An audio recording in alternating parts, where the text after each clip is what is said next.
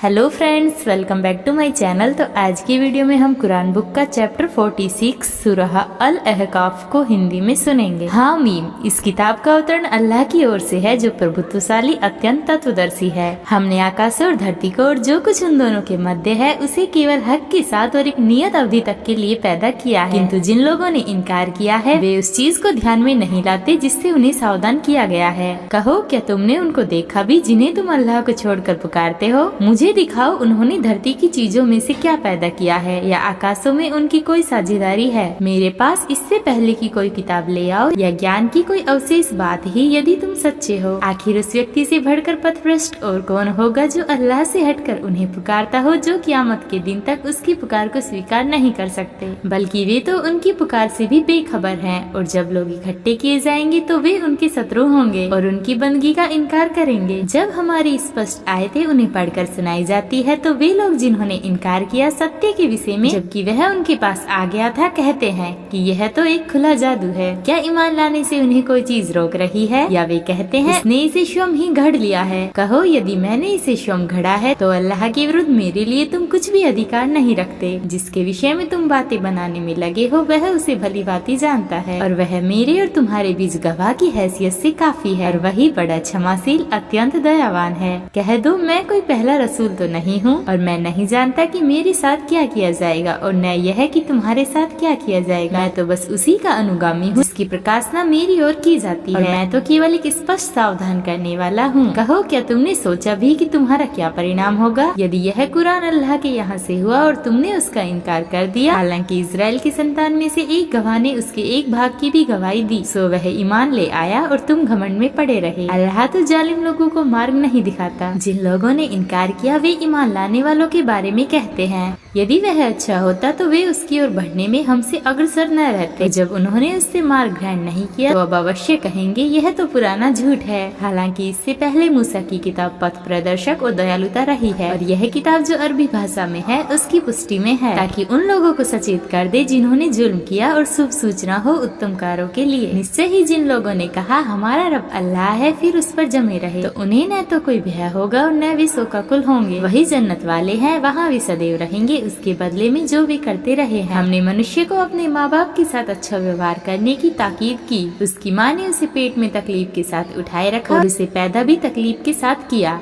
और उसके गर्भ की अवस्था में रहने और दूध छुड़ाने की अवधि 30 माह है। यहाँ तक कि जब वह अपनी पूरी शक्ति को पहुँचा और 40 वर्ष का हुआ तो उसने कहा, ऐ मेरे रब मुझे संभाल, मैं तेरी उस अनुकंपा के प्रति कृतज्ञता दिखाऊं जो तूने मुझ पर और मेरे माँ बाप पर की है, और यह कि मैं ऐसा अच्छा कर्म करूँ जो तुझे प्रिय हो और मेरे लिए मेरी संतति में भलाई रख दे। मैं तेरे आगे तौबा करता हूँ और मैं मुस्लिम अर्थात आज्ञाकारी हूँ। ऐसे ही लोग जिनसे हम अच्छे कर्म जो उन्होंने किए होंगे स्वीकार कर लेंगे और उनकी बुराइयों को टाल जाएंगे, इस हाल में कि वे जन्नत वालों में होंगे उस सच्चे वादे के अनुरूप जो उनसे किया जाता रहा है। किंतु वह व्यक्ति जिसने अपने माँ बाप से कहा ठीक है तुम पर, क्या तुम मुझे डराते हो कि मैं कब्र से निकाला जाऊंगा? हालांकि मुझसे पहले कितनी ही नस्लें गुजर चुकी हैं और वे दोनों अल्लाह से फरियाद करते हैं, अफसोस है तुम पर, मान जा। संदेह अल्लाह का वादा सच्चा है, किंतु वह कहता है ये तो बस पहले के लोगों की कहानियाँ है। ऐसे ही लोग हैं जिन पर उन गिरोहों के साथ यातना की बात सत्यापित होकर रही जो जिन्नों और मनुष्यों में से उनसे पहले गुजर चुके हैं। निश्चय ही वे घाटे में रहे। उनमें से प्रत्येक की तरजीह उनके अपने किए हुए कर्मों के अनुसार होंगे, ताकि अल्लाह का वादा पूरा हो और वह उन्हें उनके कर्मों का पूरा पूरा बदला चुका दे और उन पर कदापि जुल्म न होगा। और याद करो जिस दिन वे लोग जिन्होंने इनकार किया आग के सामने पेश किए जाएंगे, कहा जाएगा तुम अपने सांसारिक जीवन में अच्छी रुचिकर चीजें नष्ट कर बैठे और उनका मजा ले चुके, अतः आज तुम्हें अपमानजनक यातना दी जाएगी, क्योंकि तुम धरती में बिना किसी हक की घमंड करते रहे और इसलिए कि तुम आज्ञा का उल्लंघन करते रहे। आद के भाई को याद करो जबकि उसने अपनी कौम के लोगों को ऐकाफ में सावधान किया और उसके आगे और पीछे भी सावधान करने वाले गुजर चुके थे। ये अल्लाह के सिवा किसी की बंदगी न करो, मुझे तुम्हारे बारे में एक बड़े दिन की यातना का भय है। उन्होंने कहा, क्या तू हमारे पास इसलिए आया है कि झूठ बोलकर हमको अपने उपास्यों से विमुख कर दे? अच्छा, तो हम पर ले आ जिसकी तू हमें धमकी देता है यदि तू सच्चा है। उसने कहा, ज्ञान तो अल्लाह ही के पास है कि वह कब यातना लाएगा और मैं तो तुम्हें वह संदेश पहुँचा रहा हूँ जो मुझे देकर देकर भेजा गया है, किंतु मैं तुम्हें देख रहा हूँ कि तुम अज्ञानता से काम ले रहे हो। जब उन्होंने उसे बादल के रूप में देखा जिसका रुख उनकी घाटियों की ओर था, तो वे कहने लगे, यह बादल है जो हम पर बरसने वाला है। नहीं, बल्कि यह तो वही चीज है जिसके लिए तुमने जल्दी मचा रखी थी। यह वायु है जिसमें दुखद यातना है, हर चीज को अपने रब के आदेश से विनष्ट कर देगी। अंततः वे ऐसे हो गए कि उनके रहने की जगहों के सिवा कुछ नजर न आता था। अपराधी लोगों को हम इसी तरह का बदला देते हैं। हमने उन्हें उन चीजों में जमा और सामर्थ्य प्रदान की थी जिनमें तुम्हें जमा और सामर्थ्य नहीं प्रदान की, और हमने उनके कान, आँखें और दिल दिए। न तो उनके कान उनके कुछ काम आए और न उनकी आँखें और न उनके दिल ही, क्योंकि वे अल्लाह की आयतों का इनकार करते थे और जिस चीज की वे हंसी उड़ाते थे उसी ने उन्हें आ घेरा। हम तुम्हारे आसपास की बस्तियों को विनष्ट कर चुके हैं, हालांकि हमने तरह तरह से आयतें पेश की थी ताकि वे रुजू करें। फिर क्यों न उन बस्तियों ने उसकी सहायता की जिनको उन्होंने अपने और अल्लाह का बीच माध्यम ठहराकर सामीप्य प्राप्त करने के लिए उपास्य बना लिया था, बल्कि वे उनसे गुम हो गए और यह था उनका मिथ्यारोपण और वह कुछ जो वे घड़ते थे। और याद करो ए नबी, जब हमने कुछ जिन्नों को तुम्हारी ओर फेर दिया